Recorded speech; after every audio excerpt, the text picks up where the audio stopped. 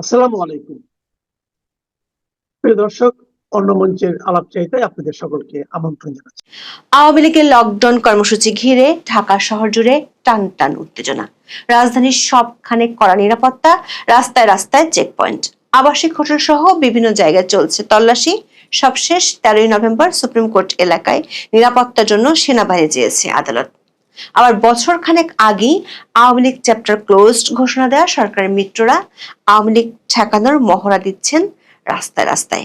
সরকারের পক্ষ থেকে নগরবাসীকে দেয়া হচ্ছে আশ্বাস, তবে বিভিন্ন পদক্ষেপে দেখা যাচ্ছে দিশেহারার চিত্র। আইন শৃঙ্খলা রক্ষাকারী বাহিনীর হাজার হাজার সদস্য মোতায়েনের মাধ্যমে নেওয়া হয়েছে যুদ্ধ প্রস্তুতি, তবে এর মধ্যেও নগরে দেখা যাচ্ছে অস্থিরতা। লকডাউনের একদিন আগেই ঢাকার রাস্তা ছিল অনেকটাই ফাঁকা। আওয়ামী লীগের কর্মসূচির দিনে অনলাইনে ক্লাসের সিদ্ধান্ত নিয়েছে শহরের বহু স্কুল কলেজ। বেসরকারি বিভিন্ন ইউনিভার্সিটিও একই সিদ্ধান্ত নিলেও সরকারের চাপে সরে এসেছে কয়েকটি। অনেকে নিচ্ছেন কৌশলগত অবস্থান। প্রতিষ্ঠান খোলা রাখলেও বন্ধ থাকবে বিশ্ববিদ্যালয়ের বাস। রাজধানীর অনেক কর্পোরেট প্রতিষ্ঠানও ওয়ার্ক ফ্রম হোমের সিদ্ধান্ত নিয়েছে। লকডাউন ঠেকাতে সরকারের ব্যাপক চেষ্টার মধ্যেও নগরে দেখা যাচ্ছে কর্মসূচির প্রভাব। বৃহস্পতিবার বাস্তবে লকডাউন কর্মসূচি কতটা সফল হলো বা হলো না সে প্রশ্নকে ছাপিয়ে ইতিমধ্যে সাবেক শাসক দল সরকারিভাবে নিষিদ্ধ হলেও নিজেদের অস্তিত্ব প্রমাণ করে দিতে পেরেছে, এমনটা মনে করছেন অনেকেই। প্রশাসন এতটাই চিন্তায় পড়েছে যে তারা মানুষকে আস্থা ভরসা জোগাতে পাল্টা প্রচারে নেমেছে। বিস্তারিত জানতে চলুন যাওয়া যাক বিশ্লেষণে।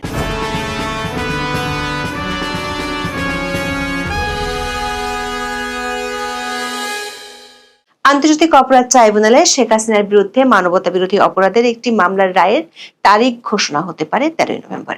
এই ঘোষণার দিনটিকে কেন্দ্র করে কার্যক্রম নিষিদ্ধ থাকা আওয়ামী লীগ ও এর সহযোগী সংগঠনগুলো 4 দিনের কর্মসূচি দিয়েছে। সবশেষ দিন মানে 13ই নভেম্বর দলটি ঢাকা লকডাউন কর্মসূচির ঘোষণা দিয়েছে। অনলাইনে প্রায় 2 সপ্তাহ ধরে কর্মসূচির পক্ষে তারা ব্যাপক প্রচার চালাচ্ছে। কয়েকদিন ধরে ঢাকা সহ দেশের বিভিন্ন জেলায় বেড়েছে ঝটিকা মিছিল। এরই মধ্যে রাজধানীর বেশ কয়েকটি স্পটে গত কয়েকদিনে ককটেল বিস্ফোরণের ঘটনা ঘটে। আগুন দেওয়া হয় কয়েকটি বাসে। ময়মনসিংহে বাসে আগুনে প্রাণ হারান একজন। এসব ঘটনার জন্য সরকার এবং তাদের মিত্ররা আওয়ামী লীগকে দায়ী করেছে। তবে আওয়ামী লীগের দাবি সরকার ঘনিষ্ঠরাই করছে এসব নাশকতা। এমন পরিস্থিতিতে জনমনের সংখ্যা বাড়ছে, আর আওয়ামী লীগ ঠেকাতে নজিরবিহীন নিরাপত্তা প্রস্তুতি নেওয়া হয়েছে সরকারের পক্ষ থেকে। কয়েকদিন ধরে রাজধানীতে ব্যাপক তল্লাশি চালাচ্ছে পুলিশ। অন্তর্বর্তী সরকারের সমর্থকেরা মাত্র 15 মাস আগে নাগরিকের মোবাইল ফোন চেকের বিরুদ্ধে সোচ্চার থাকলেও এখন সবাই নীরব। সংবাদ মাধ্যমের উপস্থিতিতে অবলীলায় বিভিন্ন স্পটে মোবাইল ঘেটে দেখছে পুলিশ।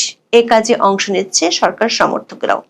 লকডাউন সফল করতে আওয়ামী লীগের ব্যাপক প্রচার, সরকার উৎকণ্ঠা এবং রাস্তায় যুদ্ধ প্রস্তুতিতে সারা দেশে এখন একটাই প্রশ্ন, কি হতে যাচ্ছে 13ই নভেম্বর? গত 12ই মে থেকে সরকারের নির্বাহী আদেশে আওয়ামী লীগের সব ধরনের কার্যক্রম নিষিদ্ধ আছে। তা সত্ত্বেও দলটির নেতাকর্মীরা গত কয়েক মাসে ঝটিকা মিছিল করে আসছে। এর সাথে পাল্লা দিয়ে বেড়েছে সরকারের গ্রেপ্তার কার্যক্রম।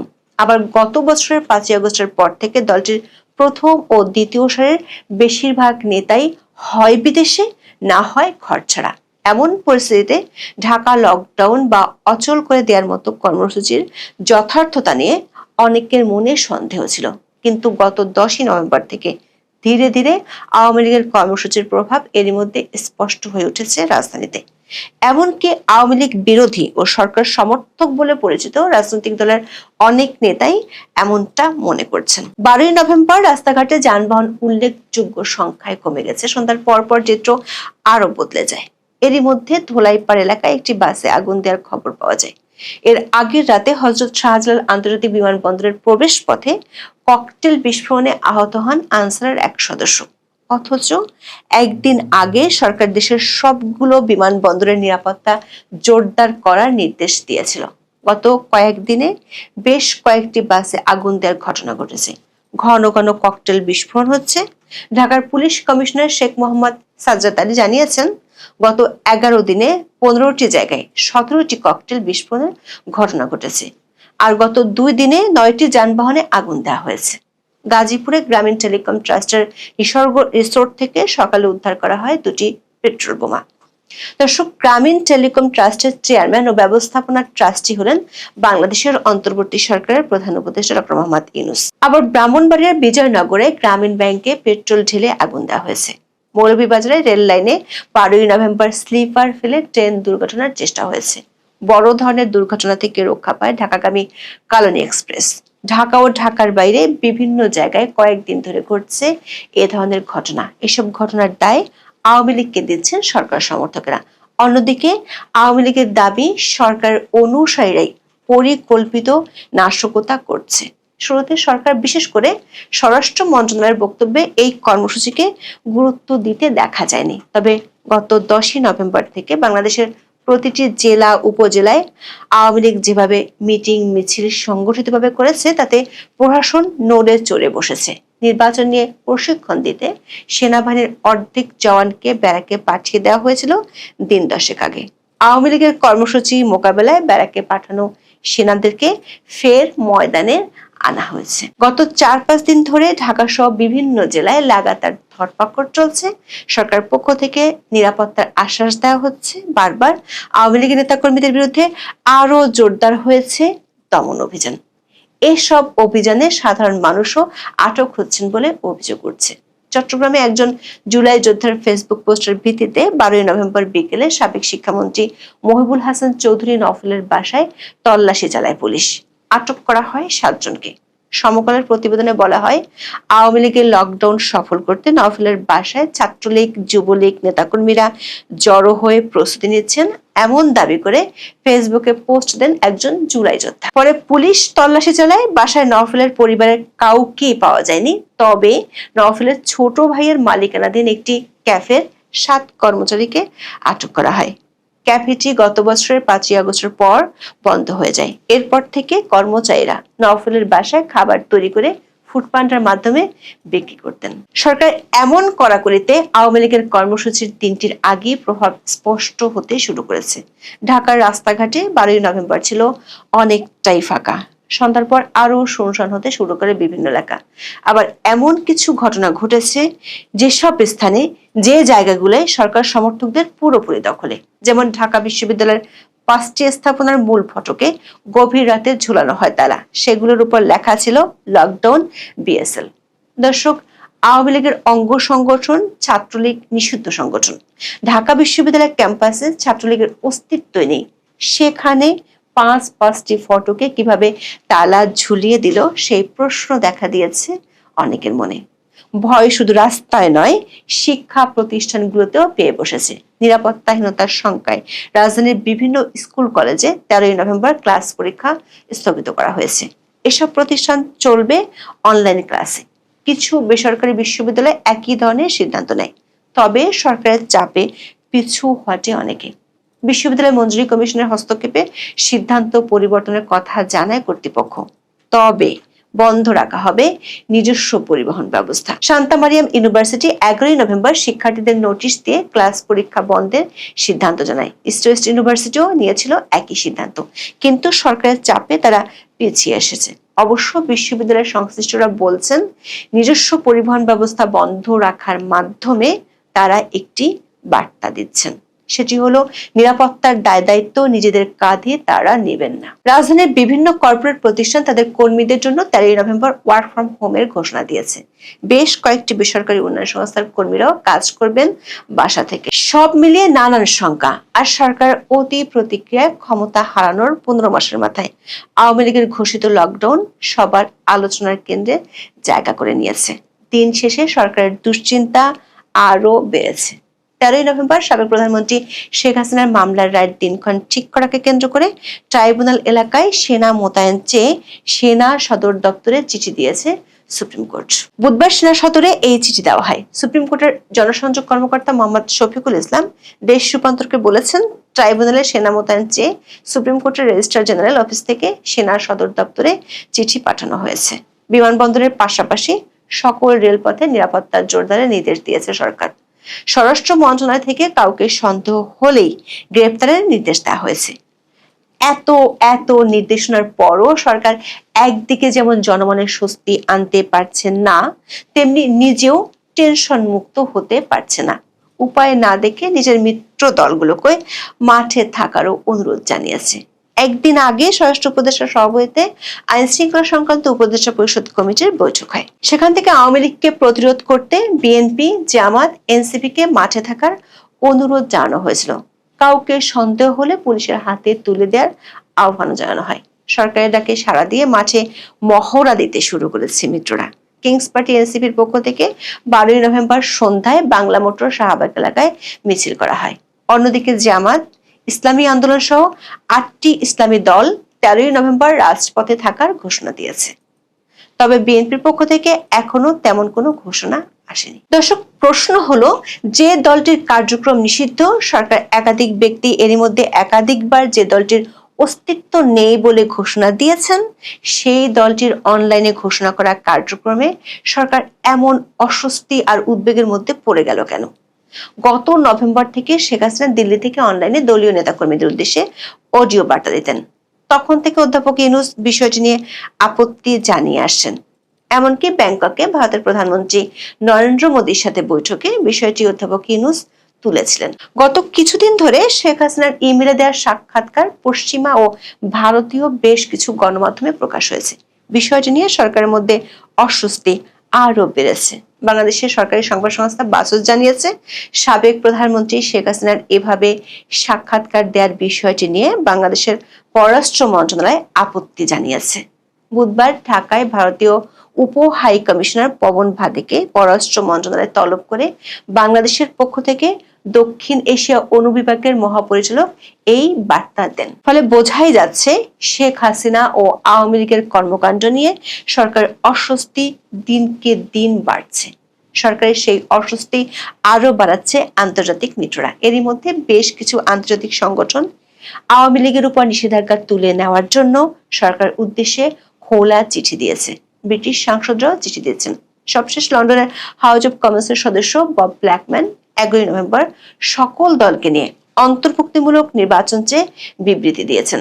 এমন পরিস্থিতি সত্ত্বেও সরকারের মিত্ররা গত 15 মাসে আওয়ামী লীগকে অসংখ্যবার বিলুপ্ত ঘোষণা করেছে। কিংস পার্টির নেতাদের মুখ থেকে বারবার শোনা গেছে আওয়ামী লীগের চ্যাপ্টার ক্লোজ করার ঘোষণা। কিন্তু গত কয়েকদিনে সরকারের কর্মকাণ্ড দেখে মনে হচ্ছে আওয়ামী লীগের ঘোষণা করা কর্মসূচিকে কেন্দ্র করে আতঙ্ক ঘিরে ধরেছে সরকারকে। ঢাকায় আইন শৃঙ্খলা বাহিনীর হাজার হাজার সদস্য দিন-রাত একাকার করে দায়িত্ব পালন করছেন। প্রথম আলোর প্রতিবেদনে বলা হয়, লকডাউন কর্মসূচি ঠেকাতে আরো কঠোর হবে সরকার। ওয়াকিবহল মহল মনে করছে সাধারণ মানুষের মধ্যে এখন প্রশ্ন দেখা দিয়েছে, আওয়ামী লীগ তাদের গ্রহণযোগ্যতা কি পুনরুদ্ধার করে ফেলেছে? না হলে গত 16 মাসে দলটির প্রায় 50,000 নেতা কর্মীকে গ্রেপ্তার করা হয়েছে।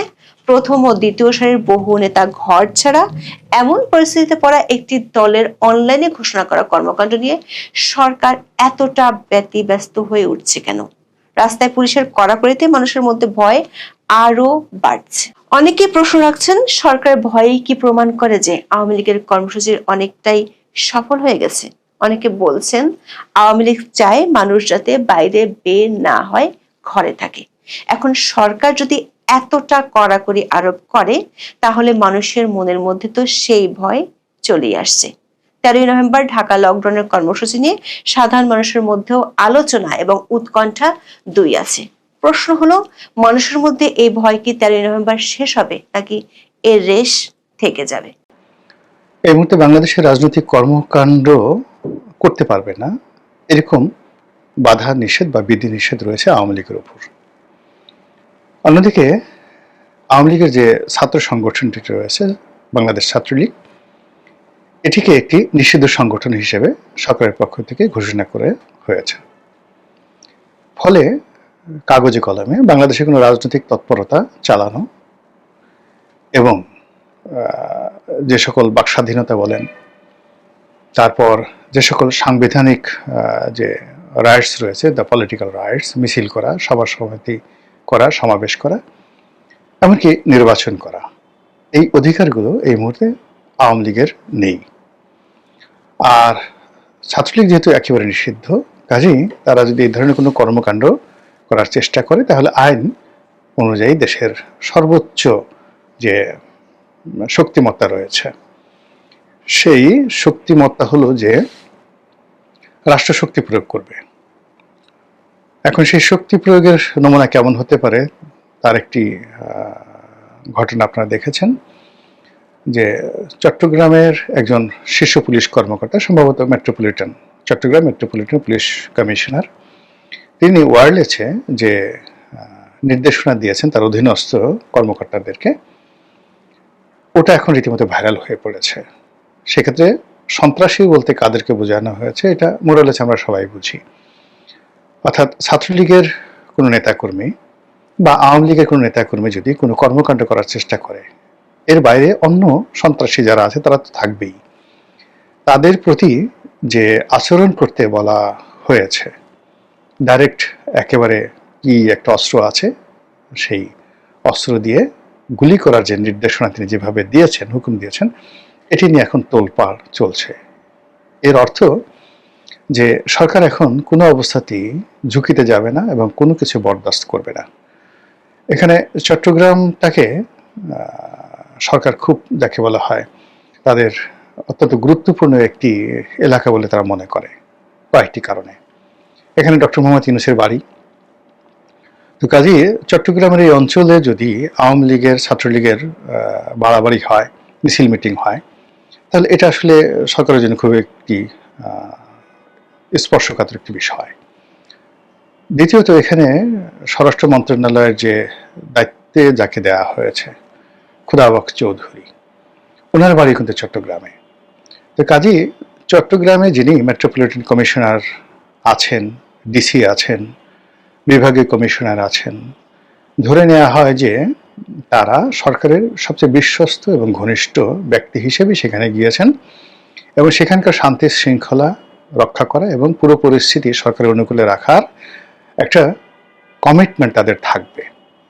এবং সেই কারণে যে পুলিশ কর্মকর্তা রয়েছেন, ন্যাচারালি তিনি তার সর্বশক্তি নিয়োগ করে তার যারা নিয়োগকর্তা রয়েছেন, তাকে যারা ওখানে পোস্টিং দিয়েছেন, তাদের পারপাস তিনি সার্ভ করবেন, এটাই বাংলাদেশের একটা ট্রেডিশন। তো কাজেই আমরা এখন তার সেই বক্তব্য নিয়ে খুব সিসি করছি, অথচ এরকম ঘটনা আওয়ামী লীগ জমানাতে হয়েছে, বিএনপির জমানাতে হয়েছে, এবং এখনো বিএনপির জামাতের যে সকল কর্মকর্তা রয়েছেন তারাও কিন্তু স্ব এলাকাতে তাদের আধিপত্যই সরকারি কর্মকর্তাদের মাধ্যমে দেখানোর চেষ্টা করছেন। এরপরে যেটি আছে সেটি হলো চট্টগ্রাম এবং তৎ সংলগ্ন যে অঞ্চল, সেখানে জামাতের একটা ব্যাপক প্রভাব রয়েছে, বিশেষ করে চট্টগ্রাম শহরে।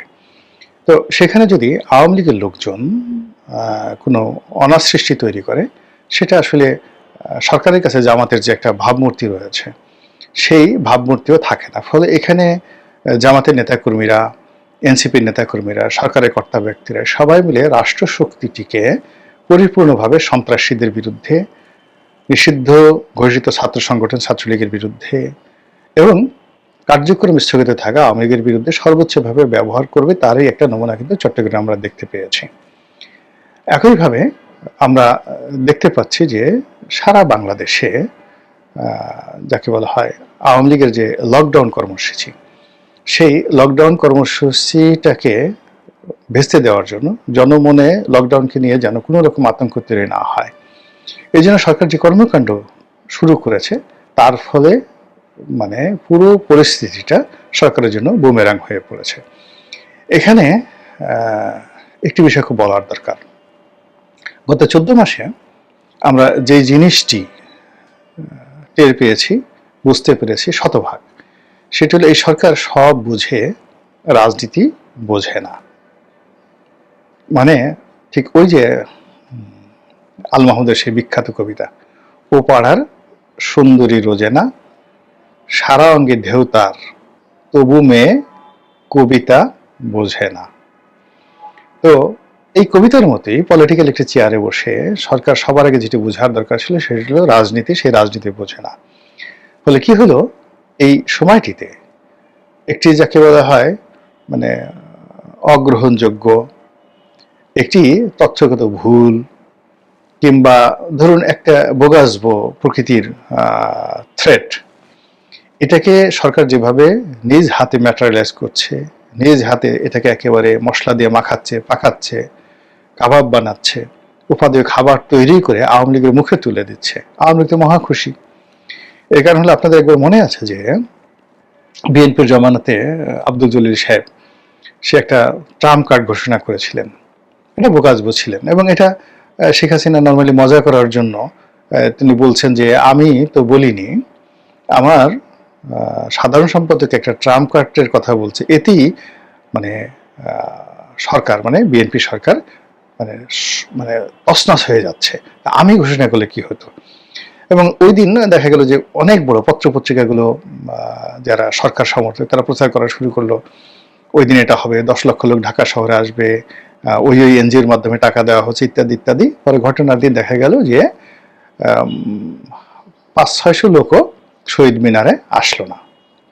এরকম এখন এই যে লকডাউন যে কথাটি প্রথমে জাহাঙ্গীর কবির নানক বললেন যে 13 তারিখে লকডাউন, তো 13 তারিখে লকডাউন কেন দেওয়ার কথা হয়েছিল, যে ওই দিন একটা আদালতের রায় ঘোষণা হবে শেখ হাসিনার বিরুদ্ধে ইত্যাদির বিষয়ে আদি নিয়ে।